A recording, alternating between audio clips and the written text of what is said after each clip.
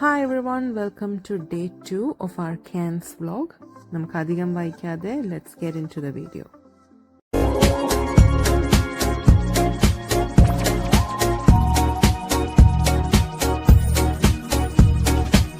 So രാവിലെ തന്നെ എല്ലാവരും നേരത്തെ എഴുന്നേറ്റ് റെഡിയായി.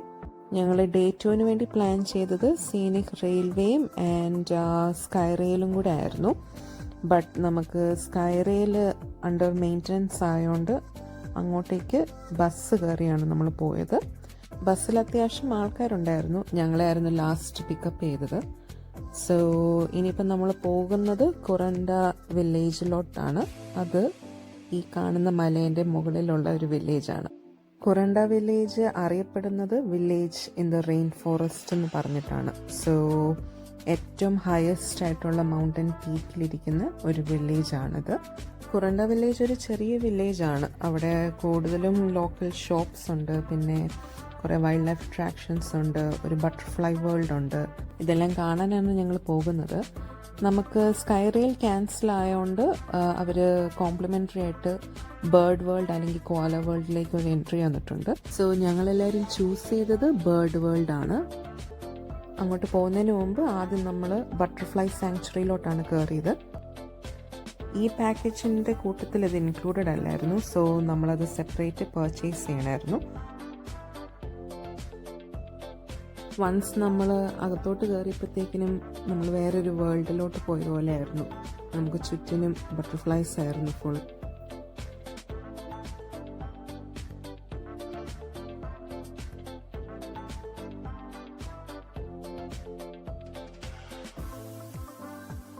ഇവിടെ പിന്നെ ബട്ടർഫ്ലൈസ് ഒരുമാതിരിപ്പെട്ട എല്ലാവരുടെടുത്തും ചെല്ലുന്നുണ്ടായിരുന്നു. കൂടുതലും ലൈറ്റ് കളേർഡ് ആയിട്ടുള്ള ഡ്രസ്സിലും ഹാറ്റിലൊക്കെ ആയിരുന്നു വന്നിരുന്നത്. സോ എല്ലാവരുടെ അടുത്തും ചെല്ലുന്നുണ്ടായിരുന്നു. എല്ലാവർക്കും ഒരു ഓപ്പർച്യൂണിറ്റി കിട്ടി ബട്ടർഫ്ലൈസിനൊന്ന് തൊടാനായിട്ട്. ഞങ്ങളവിടെ ചെന്നപ്പം ഗൈഡഡ് ടൂറും ഉണ്ടായിരുന്നു. സോ അത് ഫ്രീ ടൂറാണ്. നമുക്കപ്പം ഗ്രൂപ്പായിട്ട് അവർ നമുക്ക് പറഞ്ഞുതരും ലൈഫ് സൈക്കിൾ ഓഫ് ബട്ടർഫ്ലൈസ്, അവരെങ്ങനെയാണ് റീപ്രൊഡ്യൂസ് ചെയ്യുന്നത്, മെച്യൂർ ആക്കുന്നത്, പിന്നെ ഏത് സ്റ്റേജിലാണ് അവരെ റിലീസ് ചെയ്യുന്നത്, അങ്ങനെ നമുക്ക് സ്റ്റെപ്പ് ബൈ സ്റ്റെപ്പ് കാണിച്ചു തരുന്നുണ്ടായിരുന്നു. ഈ സ്ഥലം അറിയപ്പെടുന്നത് സദേൺ ഹെമിസ്ഫിയറിലെ ഏറ്റവും വലിയ ബട്ടർഫ്ലൈ സാങ്ച്വറി എന്ന് പറഞ്ഞിട്ടാണ്. മോർ ദാൻ 1500 ട്രോപ്പിക്കൽ ബട്ടർഫ്ലൈസ് ഉള്ള ഒരു സാങ്ച്വറിയും കൂടെ ആണിത്. ഞങ്ങളങ്ങനെ കുറച്ച് ടൈമൊക്കെ ഇവിടെ സ്പെൻഡ് ചെയ്ത് കുറച്ച് ഫോട്ടോസൊക്കെ എടുത്തു. സോ അങ്ങനെ പോകാനായിട്ട് ഇറങ്ങി തുടങ്ങിയപ്പോഴത്തേക്കിനാണ് ഒരു ബട്ടർഫ്ലൈ ആൽഫിൻ്റെ ബാഗേ വന്നിരുന്നത്. നമുക്കിതിനെ കൊണ്ടുപോയാലോ എന്ന് ആഗ്രഹമുണ്ടായിരുന്നു. പിന്നെ എക്സിറ്റ് ആവാറായപ്പോഴത്തേക്കിന് അതിന് മനസ്സിലായെന്ന് തോന്നുന്നു. അത് തന്നെ പറന്നുപോയി.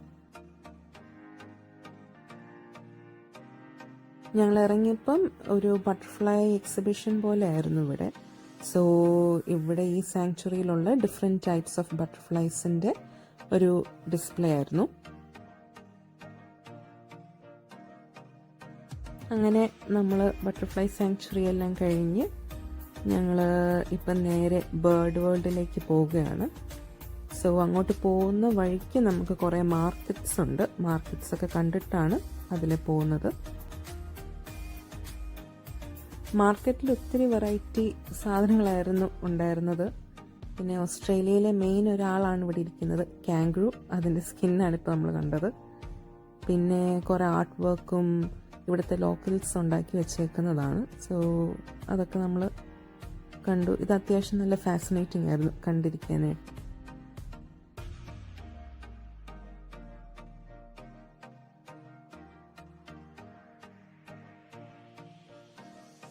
സോ കുറച്ച് നടന്നു കഴിയുമ്പോഴത്തേക്കും നമ്മൾ ബേർഡ് വേൾഡിൻ്റെ എൻട്രൻസ് കാണും. അവിടെ കയറുന്നതിന് മുമ്പ് നമ്മൾ നമ്മുടെ സാധനങ്ങളൊക്കെ ഒന്ന് സൂക്ഷിച്ച് വെക്കാനായിട്ട് പറയുന്നുണ്ട് അവർ. ബേർഡ്സൊക്കെ അത്യാവശ്യം ആക്റ്റീവ് ആയതുകൊണ്ട് അവർ സ്നാച്ച് ചെയ്യുമെന്നാണ് പറഞ്ഞത്. അങ്ങനെ നമ്മൾ ബേർഡ് വേൾഡിലേക്ക് കയറി. അവിടെ ഒത്തിരി വെറൈറ്റി ബേർഡ്സ് ഉണ്ടായിരുന്നു. നമുക്ക് കുറേ കളർഫുൾ ആയിട്ടുള്ള ബേർഡ്സിനെ കാണാൻ പറ്റി. ഇവിടെ more than 60 species of birds from Australia ഉണ്ടെന്നാണ് പറയുന്നത്. ഇവിടെ മെയിനായിട്ടും നമ്മൾ കുറേ കൊക്കറ്റൂസിനെ കാണുന്നുണ്ട്, റെയിൻബോ കളേർഡ് ആയിട്ടുള്ള ലോറിക്കറ്റ്സിനെ കാണുന്നുണ്ട്, പിന്നെ കൂടുതലും പാരറ്റ്സ്, ഡവ്സ് ഉണ്ടായിരുന്നു. കൂട്ടത്തിൽ നമുക്ക് കുറേ താറാവിനെയും കൂടെ കാണാൻ പറ്റി. നമുക്ക് പിന്നെ ഇവരെ ഫീഡ് ചെയ്യാനുള്ളൊരു ഓപ്ഷനും കൂടെ ഉണ്ട്. സോ അവിടെ നിന്ന് തന്നെ ഫീഡ് പർച്ചേസ് ചെയ്ത് നമുക്ക് അവർക്ക് കൊടുക്കാവുന്നതാണ്.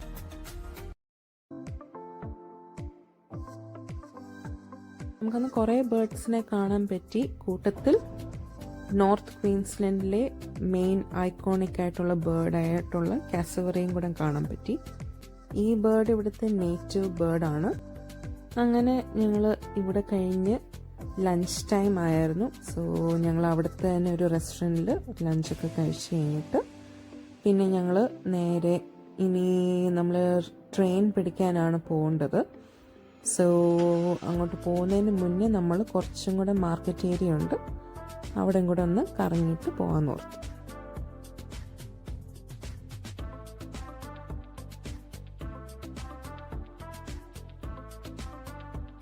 ഈ മാർക്കറ്റിൽ കുറേ ഹാൻഡ് മെയ്ഡ് ആയിട്ടുള്ള ക്രാഫ്റ്റ്സ് ഉണ്ടായിരുന്നു, കുറേ ജുവലറി, ആർട്ട് വർക്ക്, ഉടുപ്പുകൾ, കുറേ സോവനിയേഴ്സ് ഉണ്ടായിരുന്നു. നമുക്കപ്പം ഇപ്പോൾ ആർക്കെങ്കിലുമൊക്കെ ഗിഫ്റ്റ് ചെയ്യാനോ അല്ലെങ്കിൽ നമുക്ക് ഇവിടെ നിന്ന് മെമ്മറീസ് ആയിട്ട് കൊണ്ടുപോകാനായിട്ട് കുറേ സാധനങ്ങൾ ഇവിടെ ഉണ്ടായിരുന്നു. ഏകദേശം ഒരു 10-15 മിനിറ്റ് വാക്ക് ഉണ്ടായിരുന്നു ട്രെയിൻ സ്റ്റേഷനിലോട്ട്.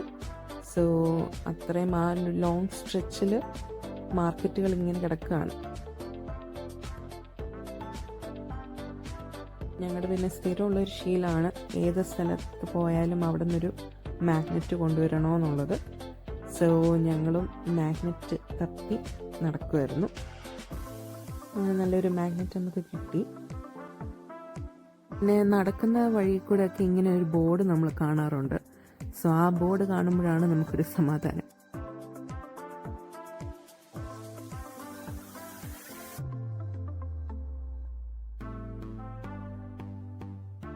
സോ ഇങ്ങനെ കുറേ കടകളിലൊക്കെ നമ്മൾ കയറി. അവിടെ അത്യാവശ്യം ഫേമസ് ആയിട്ടുള്ളൊരു കടയായിരുന്നു ഈ മാംഗോ വൈനറി. നമുക്കവിടെ $1 കൊടുത്താൽ എത്ര വേണേലും വൈൻസ് നമുക്ക് ടേസ്റ്റ് ടെസ്റ്റ് ചെയ്യാം. എന്നിട്ട് ഇഷ്ടമുള്ളൊരു വൈൻ എടുക്കുക. ഞങ്ങളങ്ങനെ അത്യാവശ്യം കുറച്ച് വൈൻസൊക്കെ ടേസ്റ്റ് ചെയ്തു. എന്നിട്ട് അവർ തന്നെ നമുക്ക് പാക്ക് ചെയ്തും തരും. അങ്ങനെ നമ്മൾ ഫൈനലി റെയിൽവേ സ്റ്റേഷനിൽ എത്തിയേക്കുകയാണ്. സോ ഞങ്ങൾ എത്തിയപ്പം ഇച്ചിരി ലേറ്റ് ആയിരുന്നു. ട്രെയിൻ എടുക്കാൻ ഒരു 5 മിനിറ്റും കൂടെ ഉണ്ടായിരുന്നുള്ളൂ. സോ ഞങ്ങൾ ഓടിക്കയറുമായിരുന്നു. ട്രെയിനിൽ നമുക്ക് നേരത്തെ റിസർവേഷൻ ഉള്ളതുകൊണ്ട് നമുക്ക് സീറ്റ്സ് അലോട്ട് ചെയ്തിട്ടുണ്ടായിരുന്നു.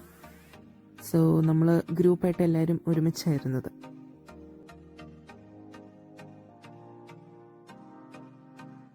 അങ്ങനെ ഫൈനലി നമ്മുടെ ട്രെയിൻ സ്റ്റാർട്ട് ചെയ്തു.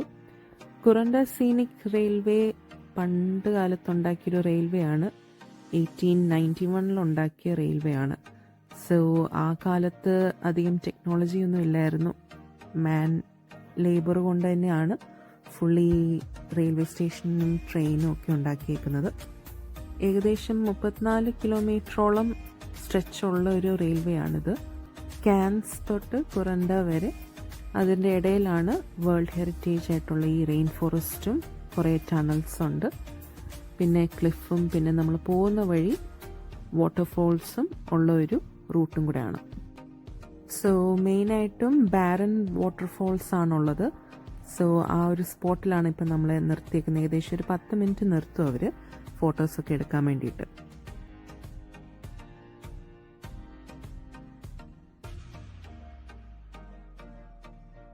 അത്യാവശ്യം നല്ല തിരക്കുള്ളൊരു ദിവസം കൂടെ ആയിരുന്നു.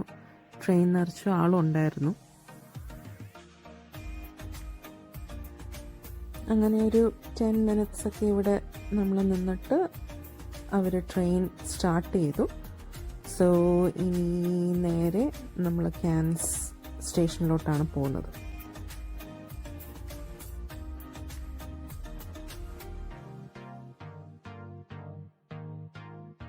പോകുന്ന വഴി കുറേ ടണൽസും ഉണ്ടായിരുന്നു. സോ കുറേ സ്ട്രെച്ചോളം ടണൽസിലൊക്കെ കയറിയാണ് നമ്മൾ പോയത്. ഈ കാണുന്നതാണ് കാൻസ് സിറ്റി. സോ ഇതാണ് one of the main spot of the journey. നമുക്ക് ഫുൾ ട്രെയിൻ കാണാൻ പറ്റുന്ന ഒരു സ്പോട്ടും കൂടെയാണിത്.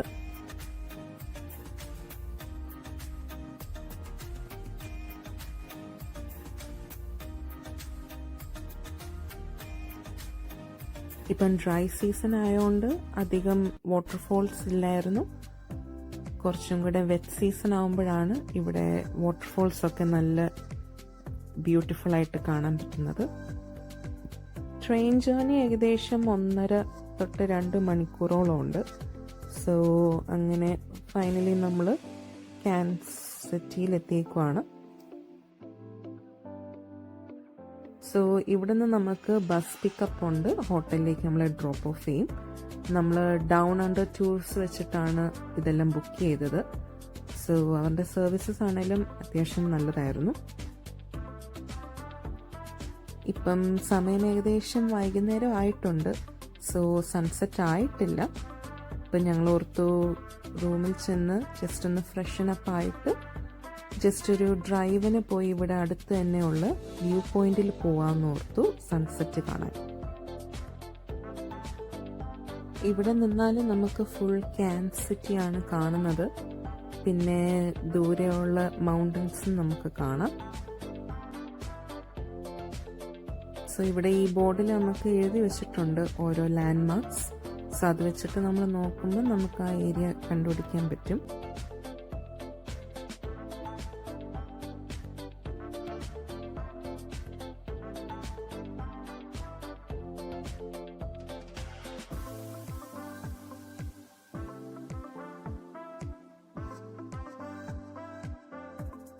അങ്ങനെ കുറച്ചു നേരം നമ്മളിവിടെ സ്പെൻഡ് ചെയ്തു. ഇന്ന് അധികം വേറെ ആക്ടിവിറ്റീസ് ഇല്ല. സോ നമ്മളിപ്പം സിറ്റിയിലോട്ടൊന്ന് പോയിട്ട് നമ്മൾ പിന്നെ ഒരു വാക്കിന് പോയായിരുന്നു. സിറ്റി ലൈറ്റ്സ് ഒക്കെ കണ്ട് എസ്പ്ലനാഡിൽ അവിടെ മെയിൻ്റനൻസ് നടക്കുമായിരുന്നു. സോ നമുക്കവിടെ ലൈറ്റ്സ് ഒക്കെ കാണാൻ പറ്റി. അതിനുശേഷം ഞങ്ങൾ ഒരു മലയാളിക്കട കണ്ടുപിടിച്ചു. അറിയാലോ, മലയാളികൾ എവിടെ ചെന്നാലും മലയാളികളെ തന്നെ കണ്ടുപിടിക്കും. സോ അങ്ങനെ നമ്മൾ നാടൻ പൊറോട്ടയും പഴംപൊരിയും ബീഫൊക്കെ കഴിച്ചു. നമുക്ക് ഡിന്നർ നല്ല സാറ്റിസ്ഫാക്ഷൻ ഉണ്ടായിരുന്നു. അങ്ങനെ നമ്മൾ ഡേ 2 ഇവിടെ വൈൻഡപ്പ് ചെയ്യുവാണ്. ഇനി നമുക്ക് നാളെ ഡേ